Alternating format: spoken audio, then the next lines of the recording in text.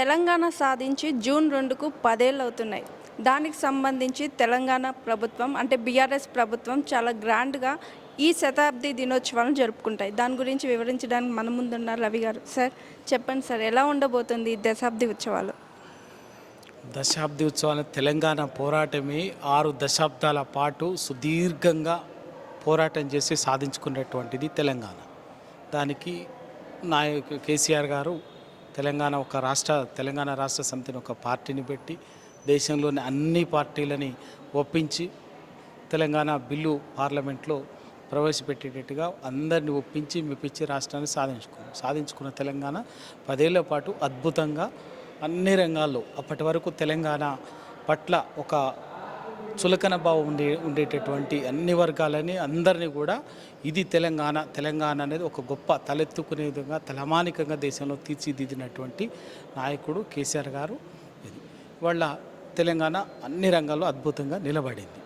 అందుకే దానికి గొప్పగా ఉండాలి తెలంగాణ వైభవం, సాంస్కృతిక రంగం కావచ్చు, సాహిత్య రంగం కావచ్చు, మిగతా అన్ని రంగాల్లో గొప్పగా ఉండాలన్నటువంటి ఉద్దేశంతో దశాబ్ది ఉత్సవాలని సంవత్సరం క్రితమే కేసీఆర్ గారు గొప్పగా ప్రారంభించినారు. ప్రభుత్వం తరఫున ఒక్కరోజు చేయలే. ఆ రోజు 21 రోజుల పాటు అద్భుతంగా 21 రోజుల పాటు దశాబ్ది ప్రారంభ ఉత్సవాలని చేసింది.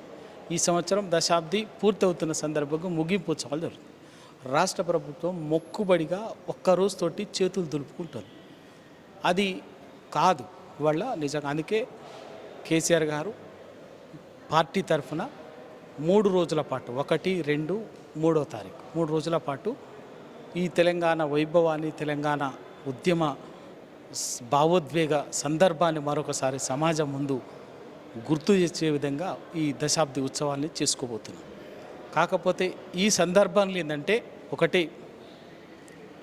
ఏదైతే పోరాడి సాధించుకొని ఆకాంక్షలకు అనుగుణంగా తెలంగాణని ఒక అద్భుతంగా నిర్మాణం చేసుకున్నాము, వాటన్నిటినీ లేకుండా అసలు ఒక్కనాడు కూడా జై తెలంగాణ అన్నటువంటి వాళ్ళు తెలంగాణ ఆకాంక్షలను గొప్ప పెద్ద మాటలు మాట్లాడి, ఉద్యమకారులని అని పెద్ద మాటలు మాట్లాడి ఇప్పటికి మాట్లాడుతూ కూడా ప్రభుత్వం వచ్చిన తర్వాత, కాంగ్రెస్ ప్రభుత్వం అధికారంలోకి వచ్చిన తర్వాత అంటే డిసెంబర్ 7వ తారీఖున ప్రమాణ స్వీకారం చేసినప్పటి నుంచి ఇప్పటి వరకు అనేక సందర్భాలు వచ్చినా కూడా ఒక్కరోజు కూడా ఏ ఒక్క సందర్భంలో కూడా వాళ్ళ ముఖ్యమంత్రి రేవంత్ రెడ్డి గారి నోటి నుంచి జై తెలంగాణ ఆనలేదు. ఈ రోజు వరకు కూడా ఇప్పటి వరకు కూడా తెలంగాణ భావోద్వేగాలకి, దశాబ్దాల ఉద్యమానికి ఒక ప్రేరణగా, ప్రతీకగా నిలబడినటువంటి గన్ పార్క్ తెలంగాణ అమరవీరుల స్తూపం దగ్గరికి ఒక్కరోజు కూడా వచ్చి నివాళులు అర్పించలే. కానీ తెలంగాణ ప్రజలకి మంచి అయినా చెడు అయినా, ఏ సంతోషం వచ్చినా దుఃఖం వచ్చినా నిరసన చెప్పాలనుకున్నా కూడా గన్ పార్కే దాన్ని ఒక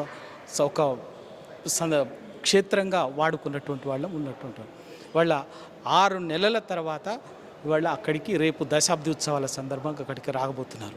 వాళ్ళకి తెలంగాణ అంటే ప్రేమ లేదు. తెలంగాణలో రాజకీయం చేయడం, తెలంగాణలో పదవుల కోసము, రాజకీయం కోసం, అధికారం కోసం తప్ప వేరే తెలంగాణ ప్రజలు అన్నా, తెలంగాణ సాహిత్యం అన్నా, తెలంగాణ కళలు అన్నా, సంస్కృతి అన్నా, తెలంగాణ ఓవరాల్గా చెప్పాలంటే తెలంగాణ ప్రజల ఏది కూడా వాళ్లకు అసలు పట్టింపు లేదు. అందుకే ఇవాళ తెలంగాణ ప్రజల భావోద్వేగాలతో సంబంధం లేకుండా 10 సంవత్సరాల క్రితం ప్రముఖ చిత్రకారుడు, ఎవరో కాదు, ఈ తెలంగాణ మట్టి బిడ్డ, తెలంగాణ గర్వించదగ్గ ప్రపంచ స్థాయి ఉన్నటువంటి చిత్రకారుడైనటువంటి ఏలె లక్ష్మణ్ రూపొందించినటువంటిది తెలంగాణ ప్రభుత్వ అధికారిక చిహ్నం. దాన్ని కూడా రాచరికపనవాలనేటువంటి ఒక మూర్ఖత్వ భావనతోటి వాళ్ళ దాన్ని మార్చేటటువంటి కుట్రకు వాళ్ళ తెరలేపిండ్రు. దాని జరుగుతున్నది. అందులో ఉన్నటువంటి ప్రధానంగా కాకతీయ తోరణం అనేది ఇవాళ కాదు, ఉద్యమ కాలం నుంచి తెలంగాణ ప్రజలు, తెలంగాణ ఉద్యమ సంఘాలు, సంస్థలు, సమస్త తెలంగాణ సమాజం అద్భుతంగా ఒక త్యాగానికి, పోరాటానికి, ఒక తెలంగాణ ఔన్నత్యానికి, తెలంగాణ గొప్పతనానికి, శౌర్యానికి, ధైర్యానికి నిలువెత్తు చిహ్నంగా కాకతీయ తోరణాన్ని చూసుకున్నాం. అదే చార్మినార్ తెలంగాణ, హైదరాబాద్ తెలంగాణ గుండెకాయ లాంటి హైదరాబాద్ అనగానే చార్మినార్ అనగానే హైదరాబాద్ అనగా చార్మినార్ అనేటట్టుగా ఉండేటటువంటి దాన్ని చూసుకున్నాం. అందుకే ఆ రెండింటినితో కూర్చి ఆ తెలంగాణ ప్రభుత్వ చిహ్నాన్ని రూపొందించడం జరిగింది. వాటిని కూడా రాచరిక చిహ్నాలు అనేటటువంటి ఒక మూర్ఖపు వాదనతోటి ఒక కనీసం తెలంగాణ చరిత్రని, తెలంగాణ ప్రజల భావోద్వేగ సంబంధాన్ని, ఆనవాళ్లని చెరిపేసేటటువంటి ఒక దుర్మార్గమైనటువంటి ఆలోచనతో చేస్తున్నారు.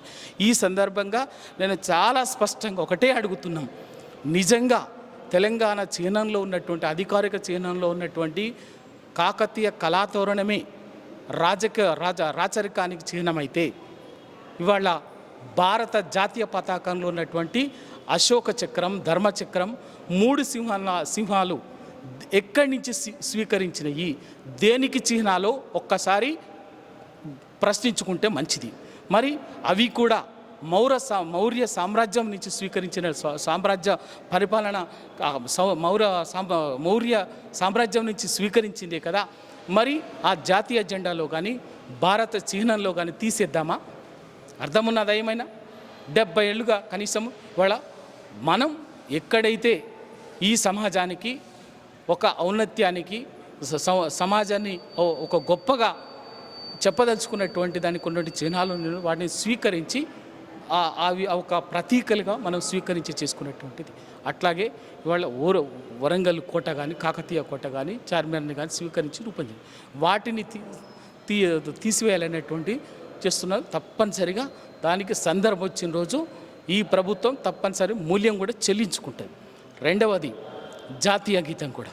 జాతీయ గీతంలో చాలా, ఎందుకు అంటే వాళ్ళ ఆ పాట వచ్చిందే, జయ జయ తెలంగాణ వచ్చిందే ఈ తెలంగాణ సంస్కృతిని, తెలంగాణ సాహిత్యాన్ని, తెలంగాణ ఔన్నత్యాన్ని అణిచివేసిండు, వివక్షతో చూపించినటువంటి సందర్భంలో ఒక ధిక్కార స్వరంగా వినిపించినటువంటి పాట.